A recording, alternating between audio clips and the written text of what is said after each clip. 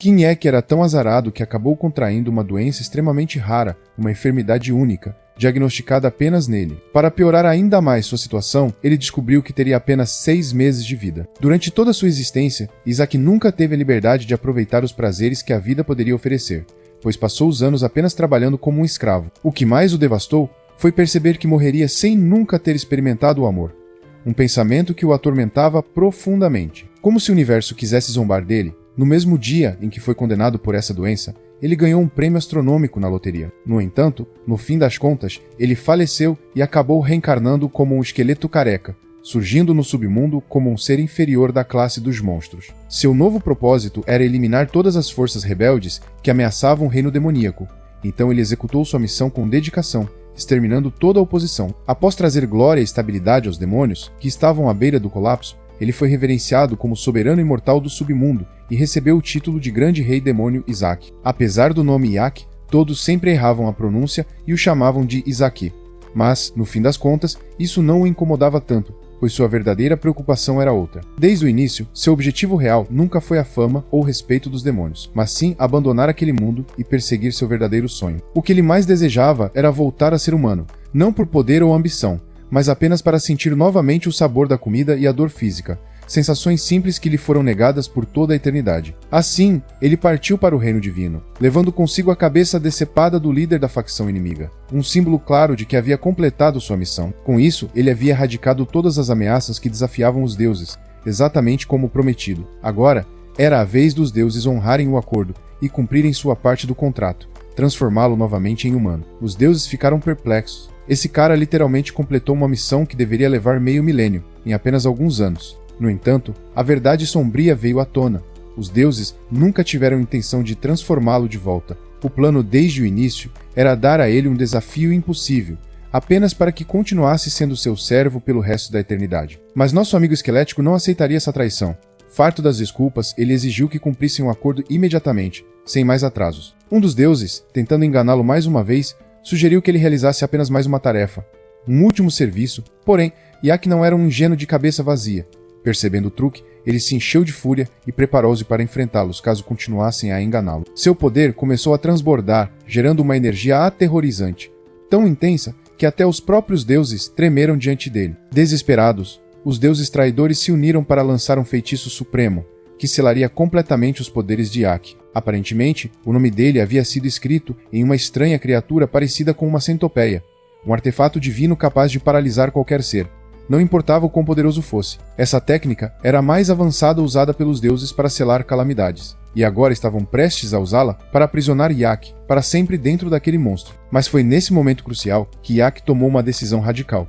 Em vez de ser selado, ele preferia se autodestruir do que passar a eternidade como uma criatura insignificante sem sequer um único fio de cabelo. A energia ao seu redor atingiu um pico absurdo, e então uma explosão colossal sacudiu todo o reino divino.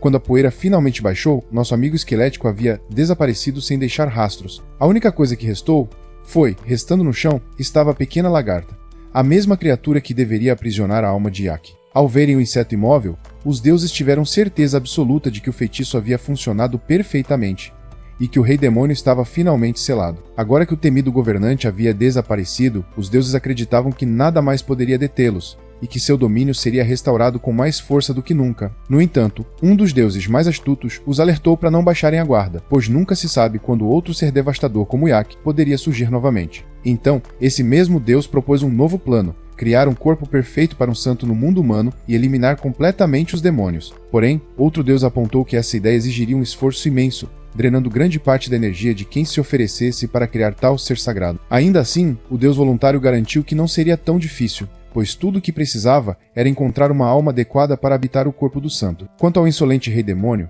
os deuses estavam convencidos de que haviam conseguido aprisionar Luna Lagarta e mal podiam esperar para vê-lo sofrendo como um inseto insignificante pelo resto da eternidade. Agora, vamos mudar para a perspectiva do nosso protagonista.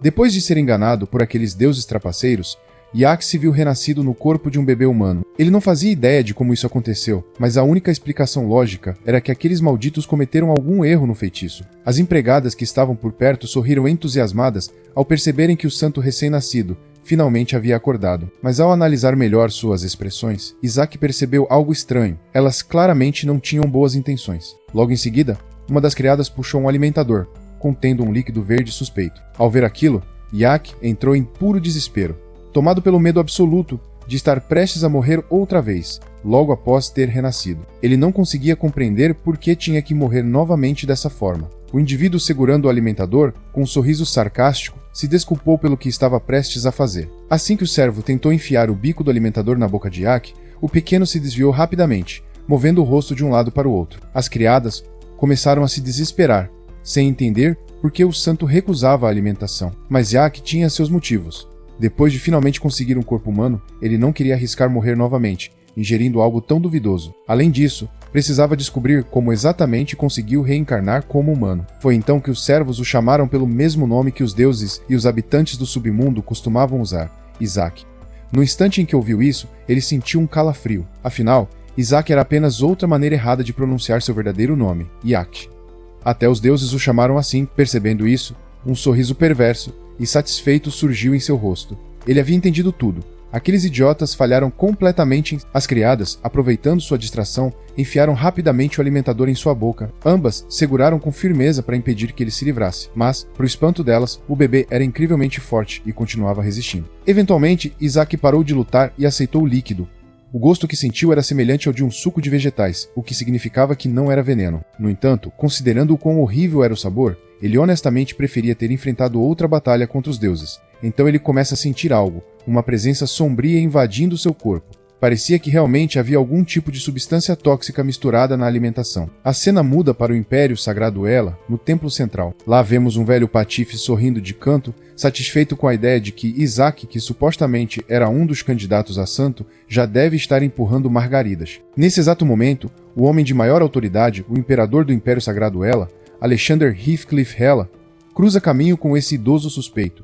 O bispo, Alexander, estava visitando o templo para encontrar o candidato a santo da Casa Ezua, que obviamente é o nosso protagonista. O bispo e seus discípulos não esquecem de abaixar a cabeça diante da presença de uma autoridade absoluta. Alexander, então, começa a interrogar o velho sobre o motivo de sua visita. O bispo disfarça com um sorriso forçado e afirma que foi ali para cumprimentá-lo, o candidato a santo da família Ezua, e que tem certeza de que o imperador está ali pelo mesmo propósito. Enquanto conversam, de repente, alguém grita alto, chamando a atenção de todos. O mensageiro chega para relatar algo sobre Isaac, e pelo tom urgente de sua voz, fica claro que não é uma boa notícia. O bispo sente um surto de felicidade ao imaginar que seu plano tenha funcionado. Alexander e seu grupo de cavaleiros correm até o quarto onde Isaac está, mas, ao contrário dos temores de todos, não há nada grave. Acontece que a barriga de Isaac simplesmente ficou inchada depois de engolir todo aquele suco vegetal.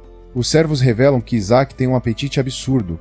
Já tomou 15 garrafas daquele líquido sem gosto. Por mais adorável que essa informação possa parecer, para o velho traidor, era uma desgraça completa. O fato de que esse garoto ainda estar respirando, mesmo após ingerir 15 frascos de veneno, estava destruindo sua sanidade. Para entender como nosso protagonista conseguiu sobreviver a essa dose absurda de veneno, vamos voltar um pouco, até o momento em que ele tomou o primeiro gole daquele suco vegetal insípido. Assim que seu corpo começou a absorver o líquido, ele sentiu algo estranho se infiltrando nele. Mas logo Isaac percebeu que se tratava, na verdade, de um veneno sagrado, uma toxina devastadora feita para corroer o poder sagrado dos membros do clero. Seus efeitos não eram imediatos, mas sendo veneno, tornava-se fatal se fosse absorvido em grandes quantidades. Porém, esse veneno era produzido a partir de mana demoníaca e, como ex-rei demônio, esse tipo de substância era praticamente um deleite perfeito para Isaac. Para ele, era como uma droga viciante.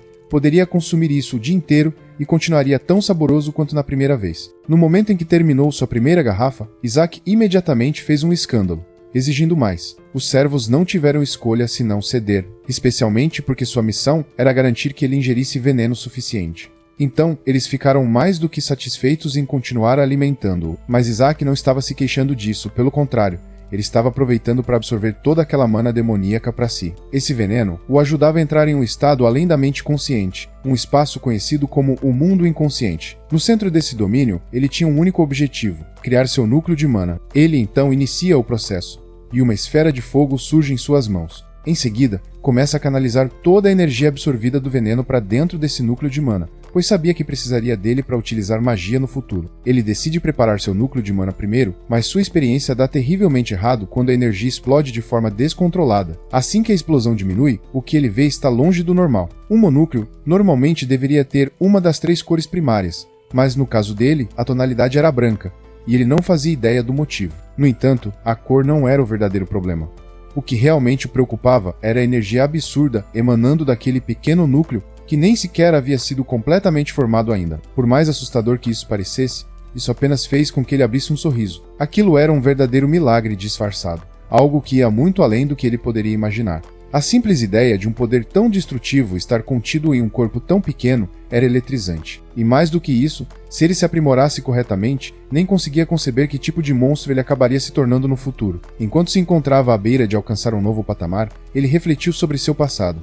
Uma existência na qual foi obrigado a morrer como um completo fracassado, sem deixar qualquer marca no mundo. Tudo o que ele desejava era sobreviver, e esse desejo desesperado foi o que o levou a renascer como um esqueleto careca. Ele trabalhou incansavelmente como um demônio, desenvolvendo feitiços e habilidades originais através de puro esforço, e agora parecia que aqueles encantos haviam sido herdados por esse corpo diminuto também. Enquanto Isaac estava perdido nesse conflito interno, os 2 servos começaram a entrar em pânico. Por um momento, pensaram que o garoto pudesse ter morrido, pois não se movia há um bom tempo. No entanto, sem qualquer aviso, Isaac levantou um dedo em direção ao teto e, depois de aumentar o tom de voz ao máximo, exigiu outra garrafa do veneno. No presente, Alexander e seus cavaleiros suspiravam de alívio ao perceber que as coisas não estavam tão ruins quanto imaginavam. Até mesmo nosso protagonista estava tranquilo, pois por um instante achou que estava prestes a ser assassinado.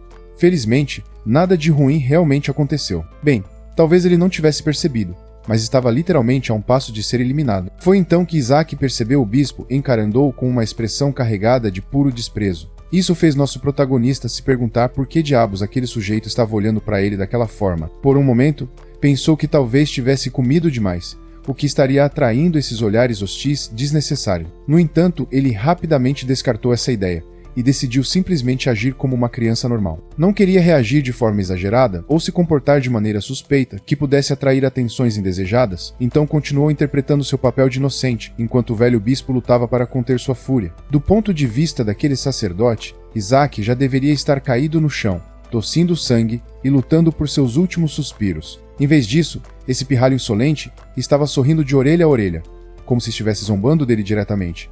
E isso estava enlouquecendo o velho bispo. Alguns dias antes, na sede da Santa Sé, foi revelado que qualquer um que recebesse o título de santo também ganharia autoridade absoluta sobre o Império Sagrado. E esse homem de cabelos dourados não estava nem um pouco satisfeito com essa revelação. Ele tinha certeza absoluta de que a única razão para todas as famílias nobres estarem tão ansiosas para nomear um de seus descendentes como novo santo era o imenso poder que vinha com esse título, e ele queria essa influência somente para si. O mesmo bispo traiçoeiro garantiu a seu mestre que cuidaria dos outros candidatos ao título de santo, assegurando que ninguém restasse no caminho. O homem de cabelos dourados então questionou sobre alguns rumores desagradáveis que haviam chegado aos seus ouvidos. De acordo com os boatos, um novo candidato ao título de santo havia surgido de forma inesperada. Pelo visto, estão falando sobre o nosso protagonista. O bispo imediatamente se enrijece, ciente de que lidar com um candidato a santo da Casa Ezua será seu maior obstáculo até agora. No entanto, ele tranquiliza seu mestre, garantindo que o garoto estará morto muito antes do imperador ter a chance de escolhê-lo como próximo santo. Mas parece que esse homem de cabelos dourados ainda não está satisfeito. Ele ordena que o bispo retorne à Casa Ezua para verificar pessoalmente o cadáver do candidato e relatar o ocorrido. Esse sujeito de cabelos dourados não é outro senão o cardeal Harry Barrett, líder da Casa Barrett. Seu principal objetivo é eliminar todos os outros candidatos a santo das famílias rivais, garantindo que o próximo escolhido venha de sua própria linhagem. No presente, enquanto o velho encara a criança viva bem diante dele, ele sente um profundo desespero.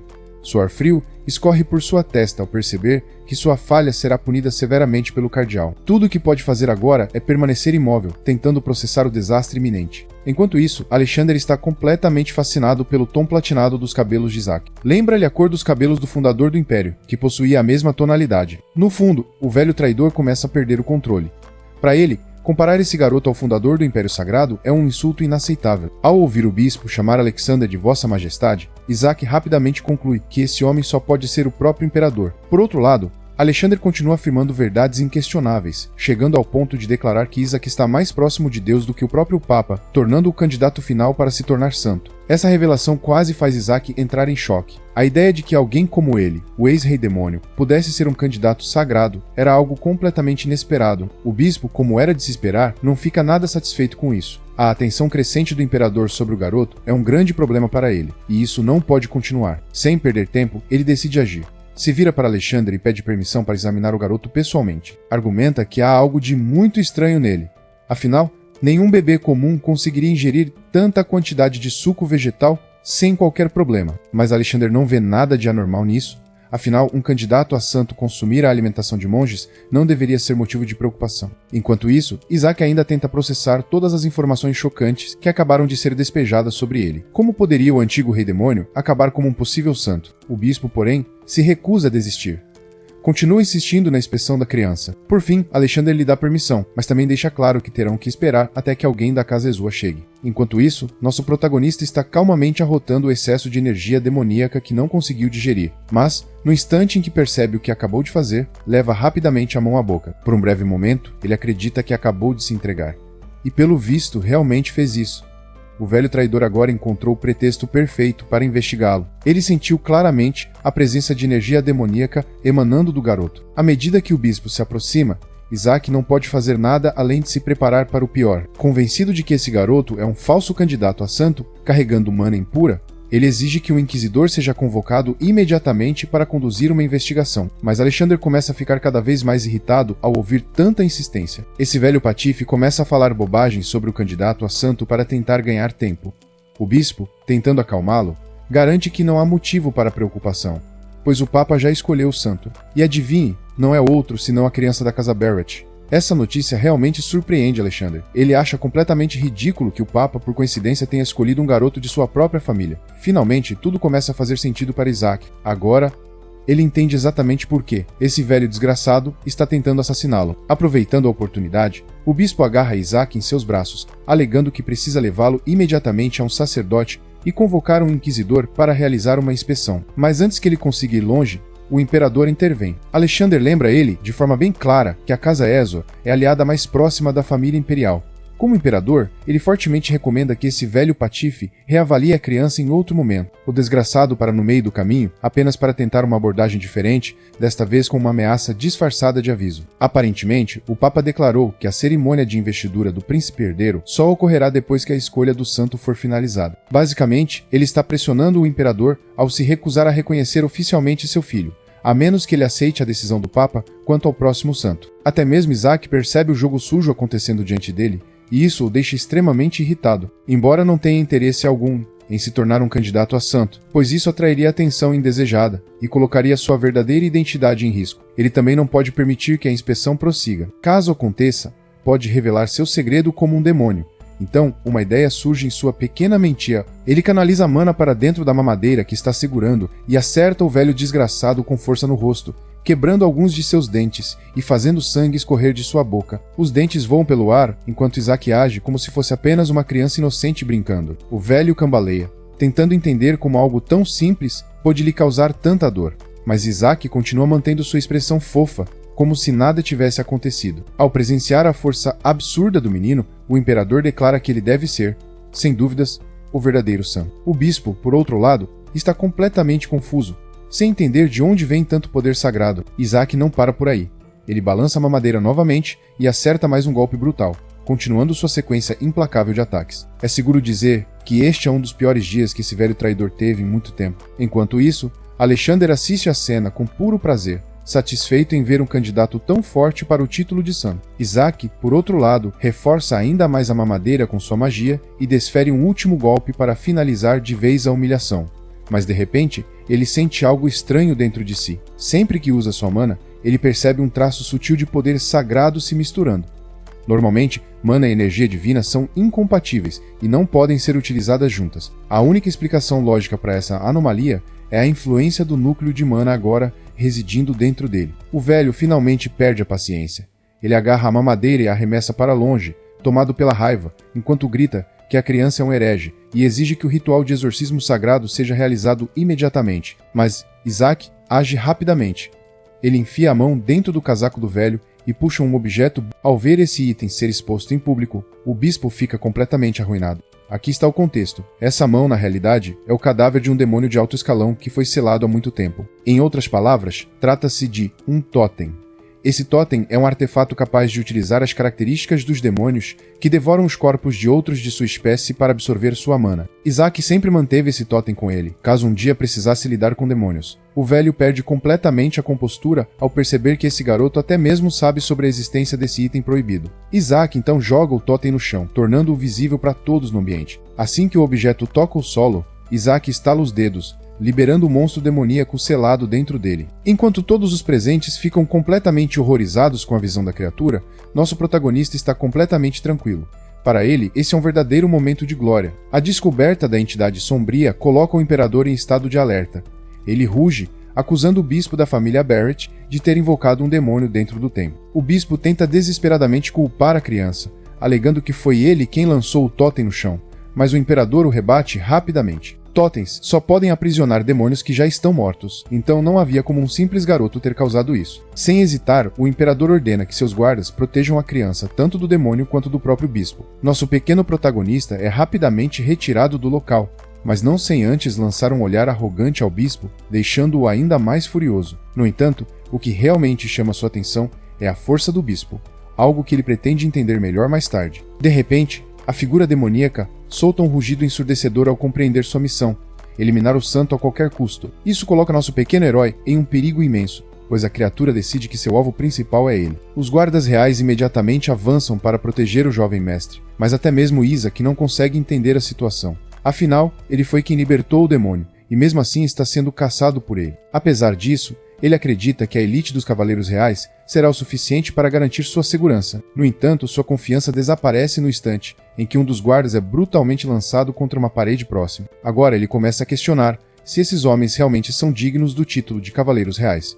O demônio monstruoso avança contra Isaac e o guarda que o protege. A criatura parece extremamente determinada a alcançar seu objetivo: libertar um rei aprisionado por algum motivo desconhecido. O soldado segurando Isaac está apavorado. O garoto logo percebe que precisa agir e que pode fazer isso sem chamar atenção, já que todos estão focados no caos da batalha. O monstro salta em sua direção, pronto para atacá-lo, enquanto Isaac se pergunta por que um grupo inteiro de pessoas parece estar tentando assassinar um simples bebê. Ele fica furioso.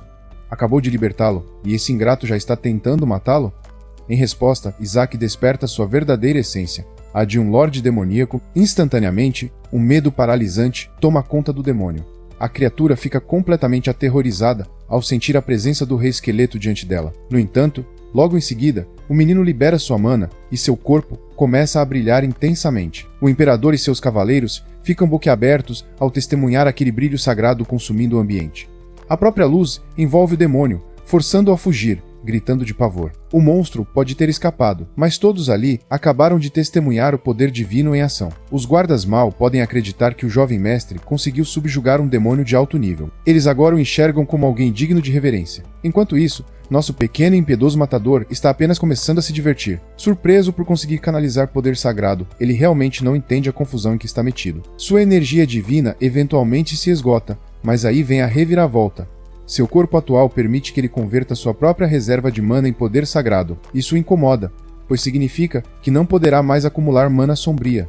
Essa revelação também o faz perceber que não existe mana sombria no Império Sagrado. O bispo é capturado, mesmo enquanto ele resmunga acusações, chamando o jovem mestre de herege. Ele culpa a criança por ser um demônio e até se oferece para exorcizá-lo em nome do imperador. No entanto, o imperador já perdeu a paciência com esse homem e suas divagações sem fim. Até agora, tudo que o bispo fez foi acusar uma criança de heresia, enquanto ele próprio foi responsável por libertá-lo, um demônio poderoso contra os Cavaleiros Reais. O imperador fala com firmeza, deixando claro que o bispo não será perdoado facilmente por seus atos de traição. Essa é uma notícia terrível para ele e sua facção, pois significa que o imperador está cada vez mais perto de descobrir a verdade sobre seu espião. O bispo teme que isso prejudique inevitavelmente a reputação do Sanaades. Desesperado, ele tenta secretamente lançar um feitiço que sacrifica sua própria vida em prol de sua família. Nesse instante, ele liberta uma fera mágica destruidora, cuja única missão é eliminar o candidato a santo a qualquer custo. A criatura avança ferozmente contra o pequeno bebê, que apenas observa a cena, entediado com o espetáculo do velho fanático revelando sua verdadeira natureza. A princípio, ele está extremamente confiante de que pode derrubá-lo sem esforço algum, mas então algo cai a ficha para Isaac. Ele esgotou toda sua mana pouco tempo atrás.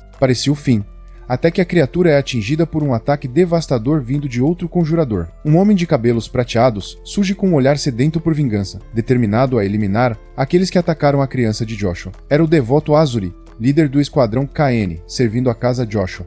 Hel, o chefe dessa força, também era o tio do garoto. Sem hesitar, ele ordena a prisão imediata do bispo, enquanto Isaac apenas observa tudo se desenrolar com tranquilidade. Hel então manda seus homens prestarem os devidos respeitos ao mais novo membro da família, o filho de Joshua. Ele se desculpa com seu irmão caçula pelo atraso, e com sua postura firme e inabalável, chega até mesmo a impressionar Isaac. Para compensar a demora, eles trouxeram um presente. Isaac vê algo brilhante e se anima com a possibilidade de ouro, mas sua empolgação se desfaz ao perceber que era apenas uma estatueta do rei esqueleto sendo decapitado. Basicamente, estava recebendo um souvenir simbolizando sua própria morte. O choque se espalha por seu corpo ao perceber que há várias dessas miniaturas, mostrando o rei esqueleto morrendo de diferentes formas, queimado vivo, pulverizado, esquartejado. Enquanto os outros admiravam sua expressão, ele, por dentro, estava tendo pequenos colapsos, percebendo que teria que sobreviver o resto de sua vida cercado por esse bando de lunáticos. Claramente, o pequeno assassino não estava gostando nada do rumo que as coisas estavam tomando. Ele se lembra com detalhes de sua própria derrota. A Santa tentou derrotá-lo, e os 3 responsáveis por sua queda eram membros dessa maldita família Joshua, a mesma na qual ele agora havia renascido. Imagine reencarnar justamente na linhagem da família do seu pior inimigo. O garoto estava praticamente socando o ar de frustração ao refletir sobre sua sorte miserável. Enquanto Isaac amaldiçoava sua nova vida, o bispo rugia contra a família Joshua, acusando-os de serem nada além de hereges que criaram um verdadeiro monstro. O velho fanático havia feito de sua missão de vida expor a verdadeira identidade de Isaac.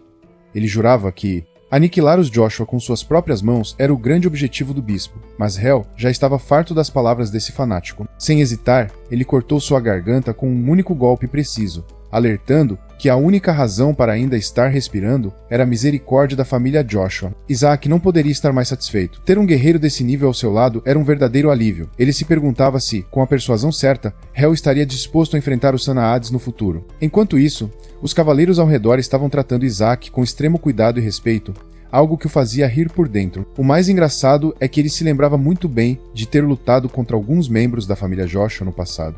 Ele sabia que eram incrivelmente poderosos. Seus próprios subordinados tremiam só de ouvir o nome Joshua de Azul, por exemplo. Mas agora, esse mesmo cara que aterrorizava seus soldados era apenas um esquisito colecionador de estatuetas do rei esqueleto. O imperador estava satisfeito por ter recebido a ajuda de Hel naquela situação e queria retribuir com uma oferta valiosa. Ele desejava criar Isaac como um membro da família real, algo que soava como música para seus ouvidos. O imperador fazia isso porque sabia que tanto forças internas quanto externas do Império Sagrado eventualmente mirariam o jovem mestre. Mesmo que os Joshua fossem fortes e confiáveis, não havia garantia de que conseguiriam protegê-lo completamente. Isaac, por outro lado, estava um pouco perdido sem entender completamente o que estava acontecendo. Curiosamente, Isaac compartilhava a mesma cor de cabelo que o fundador do Império Sagrado, algo que parecia ser um detalhe importante. Além disso, os nobres suspeitavam que o rei esqueleto estivesse secretamente tentando eliminar a criança, o que era um completo absurdo, já que o próprio Isaac era o rei esqueleto. Mas, claro, ninguém sabia disso ainda. Hel deixou bem claro que aquele garoto era um membro da família Joshua e que, portanto, seria criado por eles. Não importava se fosse o próprio Papa ou o rei esqueleto que quisesse interferir, os Joshua eram poderosos o suficiente para lidar com qualquer ameaça. A Santa Melissa, uma das figuras mais respeitadas da família, estava particularmente ansiosa para enfrentar o rei esqueleto. Mas eles não podiam simplesmente entregar um descendente direto da linhagem Joshua para a família imperial. O nome Melissa fez o coração de Isaac congelar. Ele se lembrava muito bem dela. Ela era sua última adversária no reino divino, a oponente mais aterrorizante que ele já enfrentou. Agora, adicionemos mais um nível de desespero à miséria do rei esqueleto. Não bastava ter reencarnado dentro da linhagem de seus maiores inimigos. Ele também era descendente direto da única mulher que conseguiu derrotá-lo várias vezes. Nesse ponto, ele realmente estava se perguntando que tipo de brincadeira cruel do destino era essa. Para entender melhor a extensão dessa desgraça, precisamos voltar um pouco e compreender o verdadeiro significado de uma santa. Após serem derrotados inúmeras vezes pelo rei esqueleto, os humanos decidiram criar as santas como armas supremas para a guerra. Elas foram moldadas para serem o castigo divino contra o mal, portando magia sagrada da mais alta pureza e ocupando a posição mais elevada dentro dos cavaleiros do Império. O poder das santas era o que fazia o povo acreditar que eventualmente o Rei Esqueleto encontraria seu fim. Essas guerreiras possuíam atributos físicos insanos, um instinto de sobrevivência quase sobrenatural, e só ficavam mais poderosas com o tempo. Mas, para o Rei Esqueleto, isso não significava nada. Ele as massacrava sem hesitação, derrubando santas uma após a outra. No entanto, nunca as matava completamente, apenas as ferindo o suficiente para incapacitá-las. O Rei Esqueleto sabia que a energia sagrada das santas sempre retornava aos deuses após sua morte, permitindo que fossem recriadas em versões ainda mais fortes. E isso significava que vamos falar sobre Melissa, a última santa que ele enfrentou. Ela foi, sem dúvida, a oponente mais poderosa que já cruzou seu caminho. Isaac quase morreu várias vezes lutando contra ela. E agora, essa mulher aterrorizante era sua própria ancestral. Que destino cruel. Hel argumenta que as santas existem exclusivamente para derrotá-lo, e que a linhagem Joshua é a única capaz de produzi-las. Sua missão final é destruir qualquer um que se oponha aos desígnios dos deuses. Muitas santas já sacrificaram suas vidas apenas tentando enfrentá-lo, mesmo que ele nunca tenha realmente matado nenhuma delas. Acontece que, certa vez, Isaac prendeu uma santa em um labirinto. O mais engraçado foi que sua intenção era libertá-la, mas ela era tão ruim em encontrar saídas que acabou ficando perdida. 5 santas morreram de frustração antes mesmo de procurarem um hospital para tratar seus ferimentos. Hel tenta consolar a criança, garantindo que eles farão de tudo para protegê-lo, mesmo que ele esteja amaldiçoado. Mas na realidade, Isaac queria socar o ar, pois era ele quem estava sofrendo mais com essa situação. Hel insiste que o garoto deve ter apenas um propósito: tornar-se qualquer coisa que não seja o Rei Esqueleto. O que é hilário, considerando que esse bebê é literalmente a versão infantil de seu arqui-inimigo. Isaac, por sua vez, sente vontade de pedir desculpas por ter destruído os sonhos de seus pais simplesmente por existir. O Imperador tenta fazer Hel usar a cabeça, lembrando que o Rei Esqueleto foi eliminado há mais de um século. Foi assim que Isaac descobriu que havia reencarnado muito tempo no futuro, o que significava que não precisava mais temer Melissa. Desde aquela época, o Rei Demônio continuou prosperando. O Imperador argumenta que os poderes de Isaac são muito mais valiosos para a família imperial do que qualquer outra coisa. Além disso, ele destaca que no momento não há nenhuma santa da linhagem Joshua servindo ao Império. Já faz um ano desde que Isaac nasceu, apenas para que seus pais desaparecessem no ar. Eles literalmente deram um adeus silencioso e sumiram. Hoje, ele já recebeu 8 choques seguidos, e saber que sua mãe era a líder das santas tornou tudo ainda pior. Ele pensa que sua vida acabou. E lembra quando achou que Melissa estava morta? Pois é, acontece que aquela santa insistente ainda estava viva e ativa. Isaac não consegue acreditar que ela sobreviveu por quase 2 séculos. Ele começa a sentir uma dor de cabeça insuportável. E até o Imperador fica surpreso ao ver a criança tão aflita. Isaac agora tem certeza de que sua vida está oficialmente arruinada. Se sua inimiga mortal ainda está viva e descobre sua verdadeira identidade, ele será aniquilado no mesmo instante. Ele não quer nem chegar perto dela enquanto for um bebê, então decide usar sua única estratégia disponível: escolher a família imperial. Com um olhar adorável e inocente, ele conquista até a si mesmo com sua própria fofura. Hel tenta argumentar que Isaac só está sendo amigável, mas o Imperador está determinado a criá-lo como um dos seus. Afinal, a família imperial tem inúmeros privilégios a oferecer à criança. A linhagem Joshua é conhecida por produzir santas, mas eles nunca tiveram experiência em criar um verdadeiro santo. O menino inevitavelmente se tornaria um exorcista caçador de demônios.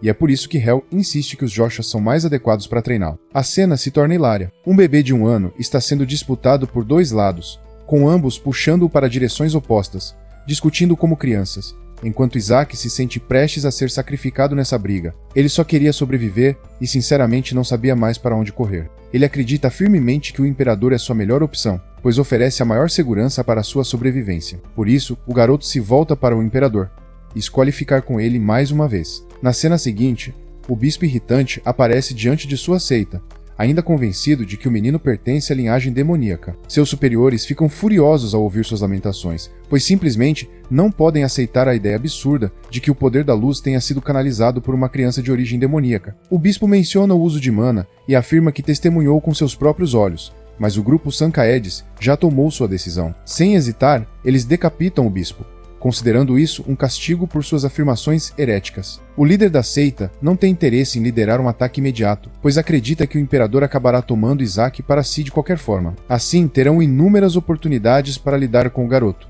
mas desta vez pretendem fazer isso de maneira pessoal, garantindo que ele morra. Enquanto isso, Isaac descobre que acabou sendo levado pela família Joshua. Vamos relembrar o que aconteceu alguns dias antes. Um feixe de luz distraiu a todos, enquanto Reuel, inesperadamente, abriu mão da guarda de seu irmão mais novo, alegando que aquele não seria um lugar digno para Isaac crescer. Foi nesse momento que Isaac descobriu que a família Joshua possuía nada menos que o cadáver do rei esqueleto. Seu corpo precioso havia sido roubado, e pior, essa informação só foi mencionada agora. De repente, Isaac agarrou o dedo de Reuel, mudando seus planos e decidindo que, desta vez, iria com a família Joshua. Seu sorriso inocente foi o suficiente para derreter o coração do irmão mais velho, e assim ele acabou ficando com a casa Joshua, em vez da família real. Não era a melhor escolha do mundo, já que agora ele estava sendo arrastado para a vida militar, apenas para conseguir uma oportunidade de recuperar seu antigo corpo. Esse corpo, por sinal, havia sido refinado com tanta mana que chegou a desafiar até mesmo a força dos deuses. Se ele conseguir recuperá-lo em segurança, voltará ao topo do mundo mais uma vez. Além disso, Isaac nunca havia visto a centelha da vontade de sobreviver brilhar tão intensamente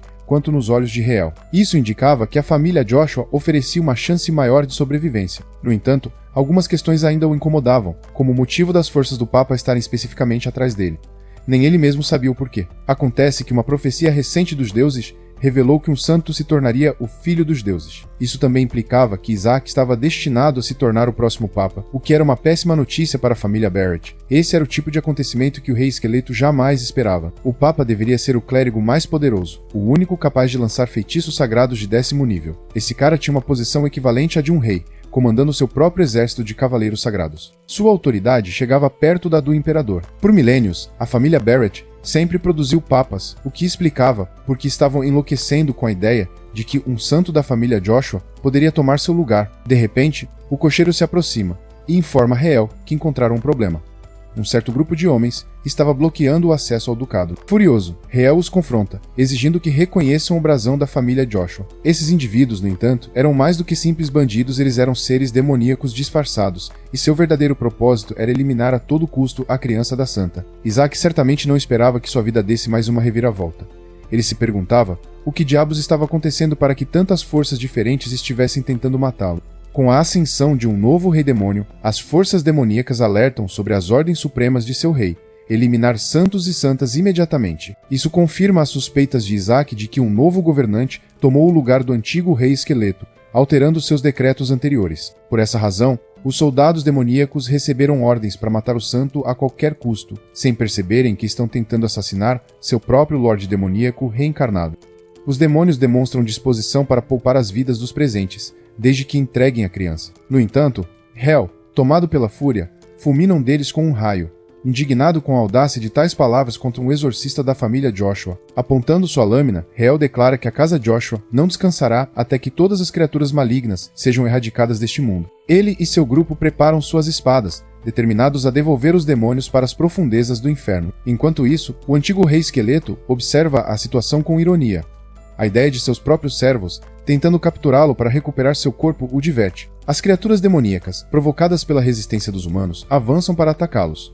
Para garantir a segurança do jovem mestre, Isaac é escoltado por um dos guardas para longe do campo de batalha. Enquanto é levado, ele ainda tenta processar o que ouviu. Se ele é o verdadeiro rei esqueleto, então quem é esse impostor que está fingindo ser ele? Isaac é deixado em um arbusto, protegido por uma barreira mágica incrivelmente poderosa, forte o suficiente para impedir que demônios de alto escalão ultrapassem. Embora fique aliviado por estar seguro, também percebe que está preso e sem saída. Determinando que precisa reverter essa situação, ele ativa sua magia de liberação. Entrando em um estado profundo de meditação, como se fosse um bebê cósmico com poder divino, Isaac invoca aquele que observa. O espírito demoníaco responde imediatamente ao chamado de seu mestre, mas Isaac o silencia antes que ele cause caos com sua chegada. O espírito, ansioso por finalmente servir seu senhor após tanto tempo, aguarda ordens. Essa invocação era na realidade um feitiço de detecção, mas por ter uma consciência própria, se tornou algo muito mais complexo. Criado para rastrear magia e analisar presenças, ele parabeniza o rei esqueleto por manipular e assumir o corpo de uma criança,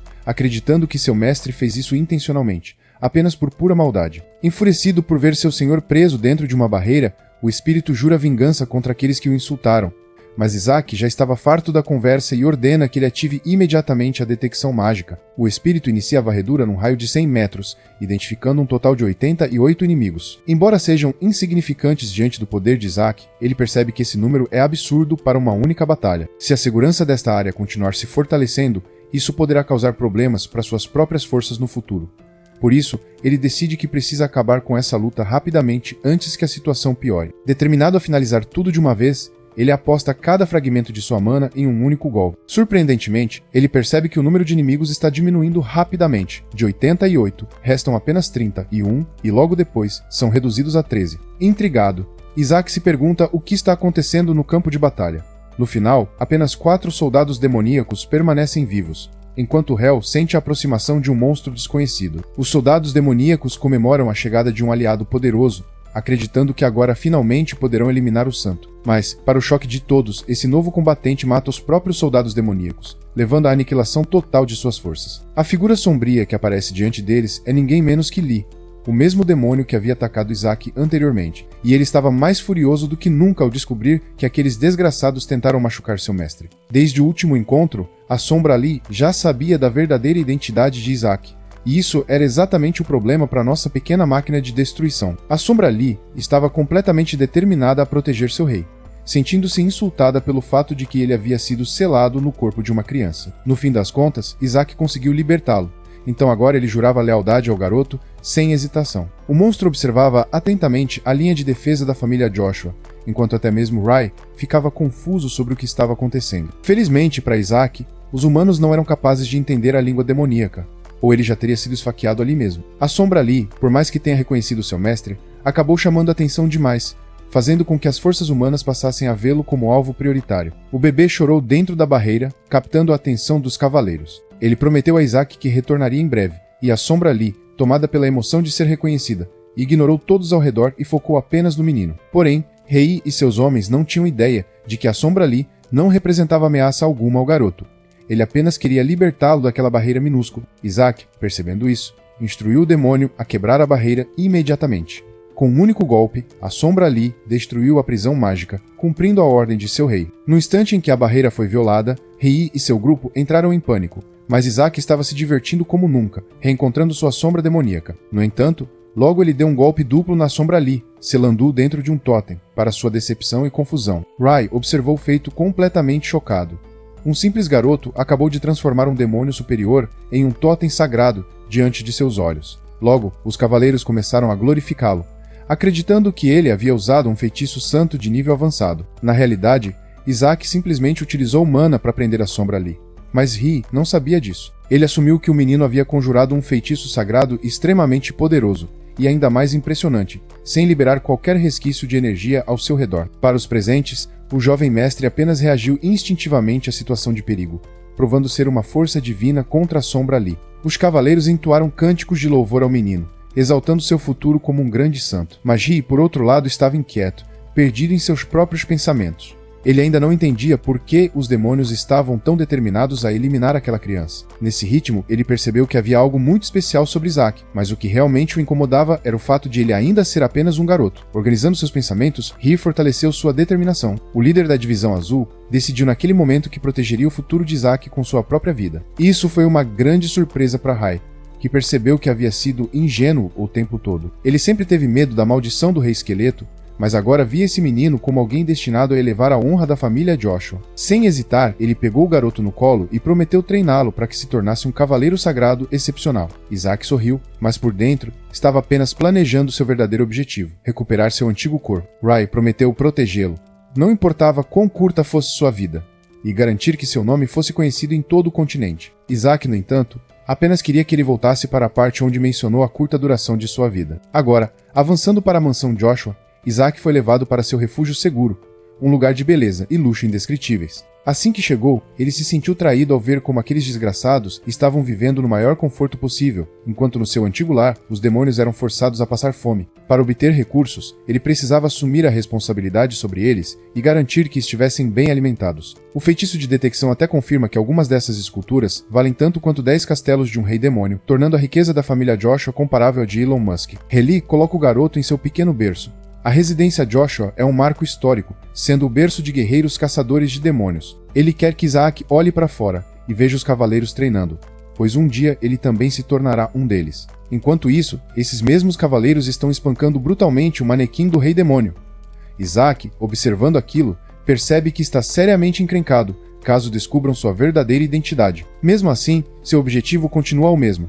Ele ainda pretende queimar o Imperador vivo e, em breve, tomar o controle da mansão Joshua. Até mesmo o feitiço de detecção acha que ele está sendo mesquinho por guardar rancor de um bando de crianças. O espírito começa a trabalhar e, para surpresa de Isaac, detecta vários Manacor espalhados pelo local. Essa é uma excelente notícia para ele. Rai chega em casa e ordena que seus servos preparem um quarto para Isaac. Um dos mordomos se desculpa por mencionar novas ordens. Helly deve guiar o jovem mestre até o anexo. Acontece que o quinto filho da família nutre um ódio profundo por Isaac e decretou que ele fosse enviado para lá. Rai fica visivelmente irritado ao perceber que Isaac deveria ser levado para um lugar onde pessoas já encontraram seu fim. O conflito entre os dois irmãos deixa Isaac satisfeito, pois fica claro que a família Joshua está em ruínas por dentro. Helly inicialmente não entende as intenções do irmão, e Isaac também se opõe à ideia de ser enviado para o anexo. Mas então, convenientemente, seu feitiço de detecção o lembra que há vários Manacor armazenados naquele lugar. Mesmo assim, Rai permanece firme e não quer levar a criança para aquele local sinistro. Isaac, por outro lado, começa a se debater quando percebe que Rai pretende ler escrituras sagradas para ele antes de dormir. Para Isaac, isso nada mais é do que tortura. Enquanto Ri o arrasta, o quinto filho da família, Gael Joshua, surge com sua atitude arrogante, relembrando a todos que havia ordenado o envio do menino ao anexo. Assim que Isaac o vê, conclui imediatamente que ele é apenas mais um delinquente comum. Gael sequer reconhece o garoto como uma pessoa, referindo-se a ele como um simples objeto em vez de um verdadeiro membro da família. Rai se opõe fortemente ao irmão, enquanto Isaac se pergunta se esse novo palhaço também faz parte do grupo de pessoas que o odeiam sem motivo aparente. Porém, Isaac concorda que ir para o anexo será mais útil do que perder tempo ouvindo histórias religiosas para dormir. Gael continua a insultá-lo, a tal ponto que Isaac não entende por que ele tem tanta raiva de um bebê de 1 ano. A obsessão desse cara com ele já estava atingindo níveis patéticos. Apesar disso, Isaac decide que sua melhor opção é ir até o anexo e absorver os Manacor. Helly discorda e argumenta que se o mandarem para lá, todos vão acreditar que ele está amaldiçoado. De repente, Isaac percebe que estava cometendo um erro. Seu objetivo era absorver os Manacor até a última gota, tornar-se o santo e a esperança da humanidade, e então finalmente conseguir sua vingança contra os deuses. Gael então menciona que um demônio apareceu especificamente para caçar Isaac, o que poderia ser um sinal de que ele já estava amaldiçoado. O líder da Divisão Azul rebate, afirmando que foi a presença de Isaac que levou à derrota do demônio. Goel não se abala e não dá a mínima. Ele chama o bebê de um monte de lixo, deixando Isaac cada vez mais irritado. Enquanto a discussão continua, o feitiço de detecção até sugere que Isaac lance uma chuva de meteoros na cabeça desse idiota para ensinar-lhe uma lição. Goel não se importa que chamem o descendente dos Joshua de santo, mas quer lembrar a todos sobre o brasão da família. Ele acha que seria útil fazer a criança reviver a única coisa que o senhor deles mais prezava. A árvore sagrada morreu devido à contaminação da mana dos demônios poderosos, e Goel acredita que, se o menino realmente possui poderes divinos, ele deve ser capaz de restaurá-la. Ele está claramente provocando Rai, que começa a pensar que esse cara enlouqueceu de vez. Isaac, por sua vez, está convencido de que Melissa deixou alguns descendentes completamente perturbados em sua linhagem. Primeiro, seu filho desapareceu. Depois o segundo acabou sendo adotado, e agora aparece um maluco querendo testar seus poderes. De repente, Isaac percebe algo chamando sua atenção, e sem hesitar, joga seu feitiço de detecção diretamente no alvo. A árvore morta estava apodrecendo há 70 anos, e mesmo assim Goel, ridiculamente, espera que uma criança reviva instantaneamente. No entanto, a discussão é interrompida quando todos percebem que a árvore sagrada está cheia de vida novamente, tão vibrante quanto antes. Ela realmente voltou à vida, deixando Goel completamente sem palavras. Para Isaac, isso nem foi nada demais. Ele apenas fez o espírito absorver toda a mana corrompida da árvore, purificando-a e devolvendo sua vitalidade. Os soldados de Ri ficam perplexos, e ele próprio está chocado. Todos acreditam que mais uma vez o bebê realizou um milagre. Eles começam a comemorar, encantados com o que acabaram de testemunhar. Goel, por outro lado, ainda acha absurdo que um mero garoto tenha conseguido algo que ninguém da família jamais foi capaz de fazer. Primeiro foi um exorcismo, agora é purificação também. Furioso, Goel acusa seu irmão de armar uma encenação, acreditando que Ri recebeu a ajuda de uma santa e preparou toda essa situação de propósito. Suas acusações fazem o conflito entre eles ficar ainda mais intenso. Isaac, observando tudo isso, conclui que a família de Melissa precisa urgentemente de terapia, porque esses caras são mais insanos do que os próprios demônios. Para piorar, Goel nem parece fisicamente relacionado a Melissa, levando a suspeitas de que ele possa ser um meio-irmão. Seu rosto combina um pouco com a descrição do Papa, o que levanta algumas teorias estranhas. Goel, cada vez mais furioso, grita com Ri por forjar uma encenação, insistindo que a família já tem um candidato oficial para ser o santo. Essa revelação surpreende Isaac, pois ele não fazia ideia de que havia um concorrente disputando seu lugar. Claramente, Goel está apoiando esse outro candidato. Isso faz Isaac se perguntar se essa segunda pessoa é tão idiota quanto os demais. Rai tenta acalmar o irmão, lembrando da importância de Isaac e de seu direito de liderar a família. Mas Goel apenas zomba de Rai, chamando-o de covarde e fraco por ter fugido. Isaac agora está sendo tratado como um bastardo dentro da família Joshua, o que, considerando a bagunça que essa linhagem é, nem chega a ser surpreendente. Goel então lança uma teoria perturbadora. Ele acredita que Isaac pode não ser realmente filho do irmão deles. Mesmo seu rosto combinando apenas com a descrição da santa, isso já era o suficiente para Goel espalhar suspeitas. Ao ouvir isso, Rai fica furioso e dá um soco direto na cara de Goel, um golpe mais do que merecido por suas acusações sem fundamento. Isaac, por sua vez, apenas se diverte vendo os dois brigarem, pois no fim é apenas uma surra unilateral onde Goel claramente não tem chance. Rai está intimidando e espancando Goel, o que cria o cenário perfeito para Isaac, pois facilita seus planos de conquistar essa casa no futuro. Ele já está desejando o pior para essa família, mas o espírito demoníaco o lembra educadamente que se a casa inteira cair, ele também vai junto. Então, talvez não seja a melhor ideia. Na cena seguinte, Isaac faz seu papel, o de um simples bebê. Ele está ali, parecendo uma batata, sentado entre os membros mais importantes da família. Todos são veementemente contra o garoto, até que a matriarca interina, Anna Joshua, ordena que fiquem em silêncio. Ela anuncia sua decisão de criar a criança em uma casa secundária, longe das atenções principais. Em seguida, questiona por que Rii trouxe a criança ali em primeiro lugar. A hostilidade aberta da mulher deixa claro para Isaac onde está a lealdade dela. Quanto a Goel e seu nariz quebrado, ele continua tão arrogante quanto antes. Rii começa desviando da pergunta e aponta que seu pai não está presente para tomar decisões. Anna explica que ele está fora da cidade, lidando com a situação do candidato a santo.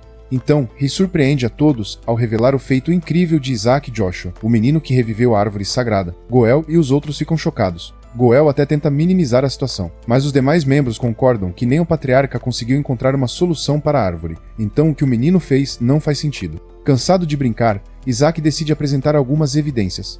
Ele libera uma magia que deixa todos na mesa boquiabertos, mostrando a energia da árvore sagrada em forma de um cristal. É hilário ver a expressão dele, mostrando que sabe bem o que está fazendo. Agora, todos estão convencidos de que Isaac foi o responsável por remover a mana corrupta da árvore sagrada. Alguns membros da família não conseguem entender como um recém-nascido foi capaz de realizar tal feito e ainda apresentar provas disso. Apesar da façanha, todos reconhecem que ele poderia ter matado a árvore se não tivesse sido cuidadoso no processo, e é exatamente por isso que o patriarca buscava um método de purificação mais seguro. Goel está fora de si e questiona como alguém pode acreditar que uma criança foi capaz de fazer aquilo. Rii defende o garoto, dizendo que ele instintivamente sugou a mana. A criança fez algo impressionante que ninguém conseguiu fazer em 70 anos. Goel grita com os anciãos da casa, dizendo que isso é um absurdo, que um bebê não pode fazer o impossível. Ele aponta para o menino loiro, que segundo ele, nem parece pertencer ao sangue da família. Enquanto isso, vemos Isaac sentado tranquilamente à mesa, curtindo a confusão ao seu redor. Rai continua apoiando o garoto, sugerindo que ele pode ser digno de se tornar um santo. Talvez até o próximo Papa, se mostrar dedicação. Isaac acompanha esse raciocínio até que o seguram no alto, como Simba no Rei Leão, e dizem que ele precisa derrotar o Rei Esqueleto. Aí ele percebe que a coisa foi longe demais. Os anciãos ficam atentos ao ouvir o nome de seu maior inimigo, enquanto Anna acha que Rii está sendo tolo ao cavar sua própria cova. Então, ela propõe testar os poderes do garoto usando o armazenamento de relíquias divinas. A cena é cortada aí e transita para o lado do patriarca, que recebe uma mensagem solicitando acesso, mas o patriarca deixa claro que ninguém da seita Santisades deveria usá-lo. No entanto, para sua surpresa, não foram eles que fizeram o pedido. O patriarca fica chocado ao descobrir que seu neto reviveu a árvore sagrada.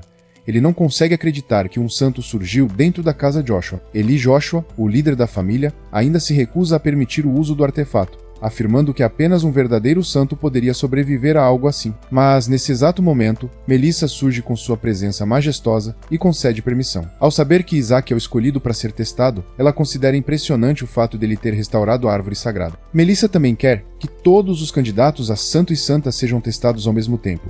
Há o risco de que uma criança de outra casa acabe roubando algo do armazenamento, mas isso não a preocupa. Afinal, mesmo as melhores santas das gerações passadas nunca conseguiram roubar nada dali. Se algum candidato desta geração conseguir fazer o impossível, Isso significará que eles têm a força necessária para caçar o Rei Esqueleto e exterminá-lo de uma vez por todas. Ela também acha que seria uma ótima ideia oferecer uma recompensa. Melissa ordena que o vencedor receba o melhor tesouro do armazenamento. Ele será agraciado com a relíquia ancestral da família Joa, e além disso, ela mesma ensinará ao vencedor a técnica secreta da linhagem. Agora, vamos falar sobre o armazenamento de relíquias divinas e o que ele realmente é.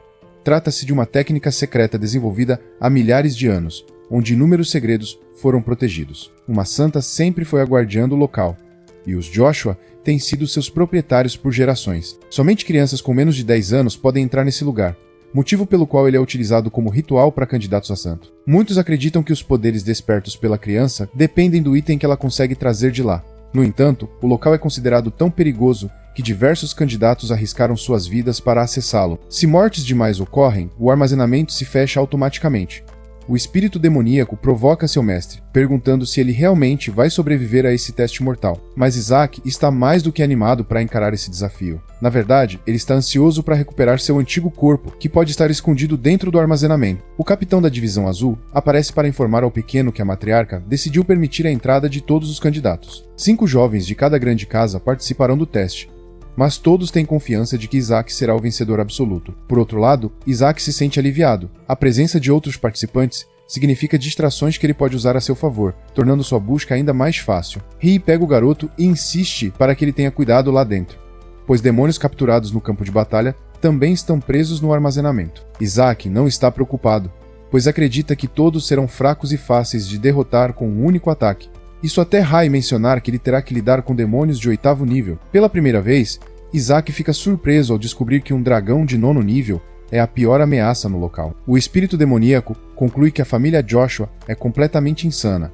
Eles jogaram um dragão dentro de um local onde bebês são enviados para provar seu valor. Ainda assim, o espírito acredita que seu mestre deve ter vasto conhecimento sobre dragões. Ou, pelo menos, era isso que ele achava, porque Isaac está completamente apavorado, roendo as unhas em puro desespero. Isaac já enganou e vendeu vários dragões no passado, então agora eles guardam um rancor gigantesco contra ele. Se algum deles sentir sua presença, irá reconhecê-lo instantaneamente. O espírito demoníaco aproveita para provocá-lo, sugerindo que talvez precise encontrar um novo mestre caso Isaac acabe derrotado. O bebê mais poderoso do mundo percebe que precisará bolar um plano para lidar com os demônios e dragões dentro do armazenamento. Com sua força atual, ele só consegue enfrentar demônios de até 6º nível. Por isso, é essencial que ele consiga os Manacor do anexo. Seu novo objetivo agora é capturá-los. No entanto, Isaac parece ainda mais perturbado que o normal, e o medo está estampado em seu rosto. Ele está lendo um guia real sobre todas as formas possíveis de matar o Rei Esqueleto. Se ao menos ele pudesse utilizar o poder sagrado, aprenderia feitiços divinos, mas esse tipo de magia está completamente fora de seu alcance. O espírito demoníaco precisa lembrá-lo de que, se usar magia naquele local, será imediatamente acusado de ser um demônio. Isaac está tendo dificuldades em lidar com os aspectos teóricos da magia sagrada quando Ri aparece para buscá-lo. Ele entende que o dia foi longo e cansativo para a criança, e não está errado. Para crescer bem, Isaac precisa de pelo menos 16 horas de sono. Rai decide lançar um feitiço sagrado de regeneração sobre o menino, permitindo que ele se recupere completamente. Isaac fica tão impressionado que começa a querer que Rai lance também uma série de feitiços ofensivos. O espírito demoníaco rapidamente o lembra de seu verdadeiro objetivo: chegar ao anexo primeiro. O pequeno, então, começa a planejar um jeito de se livrar dos obstáculos em seu caminho. Para isso, ele finge estar exausto e adormece com uma atuação digna de Oscar. Seu plano funciona, e Ri cai na armadilha, acreditando que Isaac é excepcional até mesmo na arte de dormir. O espírito demoníaco fica perplexo com o fato de que os Joshua são tão ingênuos a ponto de cair em um truque tão óbvio, mas Isaac desperta rapidamente ao ouvir uma conversa sobre o totem. Eles querem guardá-lo em um local seguro, o que é uma péssima notícia, pois Isaac precisa do totem para sua ressurreição. O pobre garoto está praticamente chorando de desespero, percebendo que nem mesmo tem acesso aos seus próprios Manacor. Agora ele está convencido de que precisará usar a energia dos núcleos do anexo. Sem alternativa, ele inicia sua própria versão de Missão Impossível 10 e tenta engatinhar para fora do quarto. Isaac dá um sinal para o espírito abrir a porta, pois já tem um plano. No entanto, ao tentar sair, ele descobre que Ri trancou a porta com um feitiço sagrado antes de sair. Isso complica tudo. Isaac ordena que o espírito quebre o feitiço, mas percebe que isso chamaria muita atenção. Irritado porque nada está saindo como planejou, ele tenta pensar em outro método. No meio de sua estratégia, ele é atingido pela própria porta, que se abre inesperadamente. Para sua surpresa, um garoto veio visitá-lo. Esse pirralho é Shu, filho de Guel, um garoto de 5 anos que está destinado a ser seu rival na disputa pelo posto de San. Shu está furioso com o fato de que um bebê conseguiu realizar algo muito além de seu próprio nível de genialidade. Ele afirma com confiança que será o verdadeiro candidato a santo, independentemente do que aconteça. Mais uma vez, Isaac se vê em uma rivalidade sem sentido com alguém 5 vezes mais velho que ele. Sua primeira ideia é simplesmente esmagar o martelo na cara do garoto para acabar com a discussão. No entanto, ele percebe que essa pode ser sua oportunidade de conseguir um transporte até seu destino. Shu começa a reclamar de dor depois do primeiro golpe, enquanto a pequena máquina de matar que é Isaac está mais do que pronto para revidar. Ele começa a dar vários golpes em Shu repetidamente, até que o menino é forçado a lançar um feitiço de barreira para se proteger. Isaac fica genuinamente surpreso ao ver que Shu pode conjurar uma barreira sagrada. Mas então, o garoto ativa um feitiço ofensivo de 3º nível e mira diretamente em Isaac. Aniquilar um bebê de 1 ano de idade era simplesmente uma loucura para qualquer um. Isaac, por outro lado, achava tudo isso impressionante, mas, antes que o ataque pudesse atingi-lo, ele conjurou uma barreira ainda maior para se defender. Shuri não conseguia acreditar no que via. Como poderia um mero bebê de 1 ano lançar feitiços em um nível absurdo sem qualquer tipo de treinamento? Agora, era ele quem estava encurralado, pois Isaac acabava de aprender seu primeiro feitiço ofensivo. Além disso, Isaac apontou para Shuri, preparando-se para desferir seu golpe, enquanto assistia à cena com pura satisfação. O espírito demoníaco que o acompanhava percebia claramente que ele estava se divertindo como uma criança, mas advertiu que atacar um descendente da família Joshua não era a decisão mais inteligente. No entanto, Isaac já sabia disso, razão pela qual nenhum dos ataques realmente atingiu Shuri. Constrangido, Shuri uivou de frustração por ter sido assustado por um mero bebê. Ele tentou se impor contra a criança, até que a própria sombra de Isaac, um Lich sombrio, se manifestou em resposta ao toque de Shuri contra seu mestre. Instantaneamente, Shuri caiu de joelhos e começou a implorar por sua vida. Completamente aterrorizado ao perceber que o bebê possuía um guardião assustador e implacável, Isaac olhou para Shuri com um sorriso perverso, como se fosse um vilão, e ordenou que o garoto se tornasse seu meio de transporte, carregando-o para onde ele desejasse. O menino de cabelos castanhos, Sherry Joshua, tinha apenas 5 anos de idade e era filho de Gael Joshua, um homem que nutria um profundo ressentimento contra Isaac. Apesar de ser um candidato a santo, Sherry ansiava em segredo por escapar da amaldiçoada família Joshua e sonhava com o dia em que se tornaria papa. A cena então mudou, revelando o antigo rei demônio, agora um pequeno bebê, montado nas costas de Shuri enquanto usava sua mamadeira, como se fosse um indicador de direção. Com impaciência, ele ordenava que Shuri o levasse até o anexo imediatamente. Irritado por ser tratado como um cavalo, Shuri resmungava, questionando por que precisava suportar uma tarefa tão absurda. Antes que pudesse reclamar mais, a figura sombria de Isaac surgiu por trás dele, ameaçando-o para que obedecesse sem hesitar. A sombra zombou, chamando Shuri de inseto insignificante e aconselhando-o a se concentrar em sobreviver, em vez de ficar choramingando. Momentos depois, Shuri finalmente levou o bebê até quase o destino desejado. Sem entender o motivo de tudo aquilo, ele perguntou em voz alta para onde estava sendo arrastado a essa hora da noite, meio brincando, se perguntando se não estaria lidando com um espírito. Porém, assim que olhou ao redor, seu corpo congelou. Ele havia percebido que estava bem diante do segundo anexo da residência Joshua. Entrando em pânico, Shuri gritou que aquele lugar era uma casa assombrada e que não fazia sentido algum bebê querer ir até lá. Na sua mente, aquele era exatamente o tipo de lugar onde nenhuma criança deveria sequer se aproximar. Shuri recordou os inúmeros rumores sobre o anexo, um local infame por ter tirado muitas vidas, o que levou o patriarca da família a proibir estritamente sua entrada. Enquanto isso, Isaac e seu companheiro sombrio, Whisper, tramavam algo perigoso. Os níveis de mana dentro daquele local eram tão intensos que equivaleriam a uma década inteira de treinamento. Empolgado com a descoberta, Isaac puxou as orelhas de Shuri, ordenando que ele o levasse para dentro imediatamente. No entanto, seu primo resistiu, insistindo que garotos como eles estavam terminantemente proibidos de entrar ali. Mas, antes que pudesse continuar sua resistência, a sombra de Isaac reapareceu, aterrorizando Shuri a ponto de fazê-lo obedecer sem mais questionamentos. Ainda tremendo de medo, Shuri relutantemente seguiu as ordens, sem alternativa a não ser carregar o pequeno tirano para dentro do anexo. Enquanto isso, Isaac estava mais focado no interior do local, que parecia ainda mais deteriorado do que havia imaginado olhando de fora. Seu pet, Whisper, analisou todo o ambiente e informou que o anexo estava envolto em algum tipo de selo mágico. Ele também explicou que cada uma das portas estava cercada por uma energia estranha, o que indicava que aquele lugar escondia algo muito mais perigoso do que parecia à primeira vista. Algo parecido com uma barreira. Essa revelação deixou nosso pequeno protagonista desapontado, pois esperava encontrar um caminho livre. Enquanto isso, Shu, ainda apavorado, insiste que deveriam sair dali imediatamente, apontando que tudo estava lacrado e selado. Mas estamos falando de Isaac, e como esperado, o bebê se recusava a desistir de qualquer maneira. Frustrado, ele puxou com força os cabelos castanhos de Shuri, que soltou um grito de dor. Após um breve silêncio, ambos perceberam as pinturas penduradas nas paredes. Shuri compartilhou com seu mestre bebê que aqueles retratos pertenciam aos antigos patriarcas da família.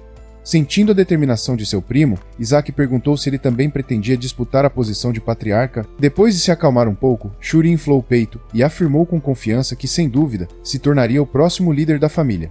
Enquanto isso, Isaac formulava um plano. Ele havia detectado barreiras mágicas em volta das pinturas e, sem hesitar, ergueu sua mamadeira mágica, que agora brilhava em um tom avermelhado, e a utilizou para quebrar a barreira. Um arrepio percorreu a espinha de Shuri, que já conseguia prever as consequências catastróficas de tudo aquilo. Com desespero, ele ergueu as mãos sobre a cabeça e gritou para Isaac, exigindo saber o que ele estava fazendo com os retratos dos grandes ancestrais da família. Isaac, completamente indiferente à reação de Shuri, respondeu friamente que apenas um tolo colocaria selos de proteção em meros quadros. Seu pet, Whisper, confirmou que a barreira havia sido destruída, o que fez com que o bebê esboçasse um sorriso travesso. Sem perder tempo, Isaac saltou dos ombros de Shuri e rolou pelo chão como um avião fazendo manobras radicais. Tomado pelo pânico, Shuri gritou atrás dele, perguntando para onde aquele pirralho estava correndo depois de bagunçar tudo. Assim que chegou até a porta, Isaac ordenou que Whisper a trancasse, deixando o pobre Shuri sozinho do lado de fora. Apavorado, o menino gritou pelo bebê, exigindo saber o que ele estava tramando. Mas o pequeno tirano apenas acenou com desdém, dizendo que uma simples criança como ele não precisava saber de nada. Ignorando os protestos de Shuri, Isaac se sentou e iniciou seu ritual de absorção de mana. Enquanto isso, do lado de fora, Shuri finalmente perdeu a paciência. Ele ameaçou contar tudo aos adultos e alertou Isaac de que, se continuasse com aquilo, seria visto como um traidor. Mas assim que bateu na porta, um arrepio percorreu seu corpo. Uma sensação de desgraça iminente o tomou por completo. Os adultos já estavam chegando, procurando pelos dois garotos. Ao ver os mais velhos se aproximando, Shuri achou que aquele seria o momento perfeito para denunciar Isaac. No entanto, antes que pudesse dizer uma única palavra, um velho rabugento surgiu furioso e o interrompeu bruscamente. O ancião repreendeu Shuri por entrar em um local proibido, independentemente de seus motivos. O rosto de Shuri empalideceu enquanto uma mulher mais velha o repreendia severamente por agir de forma irresponsável e ainda carregar um bebê com ele. Ela o acusou de ser imprudente, lembrando que várias pessoas o viram carregando a criança nas costas. Em seguida, ela perguntou se os vestígios de magia sagrada que encontrou no quarto de Isaac eram obra dele. Pegando Shuri completamente de surpresa, a pergunta o deixou sem reação. Afinal, ninguém jamais acreditaria que tudo aquilo foi feito por um simples bebê. Seu silêncio apenas aumentou ainda mais as suspeitas. Nesse momento, o tio Rai se aproximou e pousou uma mão firme sobre o ombro de Shuri. Com uma expressão séria, ele afirmou que o garoto havia ido longe demais dessa vez. Com um tom mais brando, mas ainda carregado de reprovação, o tio acusou Shuri de estar atormentando uma criança que mal havia parado de se alimentar do leite materno. Sem mais delongas, o tio bateu na porta, pronto para descobrir o que estava acontecendo lá dentro. Quando a porta se abriu, eles encontraram um pequeno sentado no chão, chorando e aparentemente apavorado. A velha senhora se aproximou rapidamente, preocupada com o bebê indefeso que parecia ter sido deixado completamente sozinho. Shuri, com sua frustração atingindo o limite, observava Isaac com uma fúria crescente. Incapaz de segurar sua raiva por mais tempo, ele explodiu em um grito, exigindo uma explicação para aquela situação absurda. A velha senhora notou seu comportamento explosivo e franziu a testa, intrigada com a reação intensa do garoto. Por um momento, ela se perguntou se ele estaria apenas incomodado com o clima frio. Enquanto isso, Isaac estava confortavelmente aninhado nos braços de Riley, completamente alheio à crescente tensão no ambiente. Ele saboreava a magia que havia absorvido, cerrando seus pequenos punhos em satisfação. A verdade é que a quantidade massiva de mana que ele havia acumulado normalmente levaria décadas para ser reunida. Agora que havia juntado toda essa energia, ele planejava utilizá-la da maneira mais eficiente possível para o que estava planejando fazer no dia seguinte. Após os acontecimentos caóticos da noite anterior, tio Rai decidiu que era hora de agir. Ele chegou ao quarto de Isaac, acompanhado de uma mulher, e a apresentou como sua assistente. A nobre senhora deu um passo à frente e se apresentou como a El Lara. Convenientemente, ela também era uma cavaleira sagrada da casa Joshua. Após terminar sua introdução, ela se curvou graciosamente diante de Isaac, jurando servi-lo de todo o coração até seu último suspiro. Nosso pequeno protagonista começou a se perguntar se aquilo era resultado direto dos eventos da noite passada. Colocando sua melhor atuação de bebê assustador em prática, ele pediu que a mulher saísse de sua vista. A situação logo se tornou um tanto embaraçosa para ele, mas a El Lara não recuou. Seu rosto ficou levemente corado enquanto ela, timidamente, perguntou se poderia apertar a bochecha de Isaac. Isaac não pôde deixar de se perguntar quais eram as verdadeiras intenções daquela mulher, especialmente considerando as figuras excêntricas que compunham sua família. Enquanto isso, tio Hel enfiou a mão no bolso interno de seu casaco e retirou um anel, apresentando-o como um presente especial. O bebê olhou para o anel simples e se perguntou se seu tio havia encontrado aquilo jogado em algum lixão. Depois de analisá-lo mais de perto, tanto ele quanto seu pet chegaram à conclusão de que a casa Joshua devia estar passando por uma crise financeira séria. No entanto, a assistente conseguiu enxergar o anel e imediatamente questionou se aquele não era o lendário herdeiro dos Santos, um tesouro reservado apenas para um seleto grupo de pessoas. Tio Ri deu um leve tapa na cabeça de Isaac, orgulhoso, e revelou que havia solicitado pessoalmente o item para o primeiro aniversário do pequeno ao conselho. Isaac começou a se questionar se o anel era realmente legítimo. Seus registros sobre o passado lhe diziam que aquele era exatamente o mesmo artefato usado pela Santa em uma batalha histórica, conhecido como o Anel Ancião. Esse tesouro possuía poderes que, segundo dizem, se estendiam além deste mundo. Agora que sabia disso, o garoto não conseguia conter sua empolgação em relação à energia sagrada selada dentro do anel. Ele sabia que o objeto provavelmente se quebraria se fosse usado mais de 2 vezes, mas, como o antigo rei esqueleto, já havia bolado um método para restaurá-lo. Suas dúvidas sobre a autenticidade do anel foram rapidamente esclarecidas quando tio Guel Joshua olhou para o item com uma expressão carregada de inveja. Sem perder tempo, o homem ciumento se aproximou de Isaac, chamando-o de seu adorável sobrinho. Era óbvio que ele tinha outros interesses por trás de suas palavras. O tio Gawel tem intenções ocultas e planeja roubar o anel de Isaac. Ele começa a se aproximar de Isaac, assim como costumava fazer para conquistar seu pai, quando queria algo. Isaac se pergunta se o homem perdeu completamente o juízo.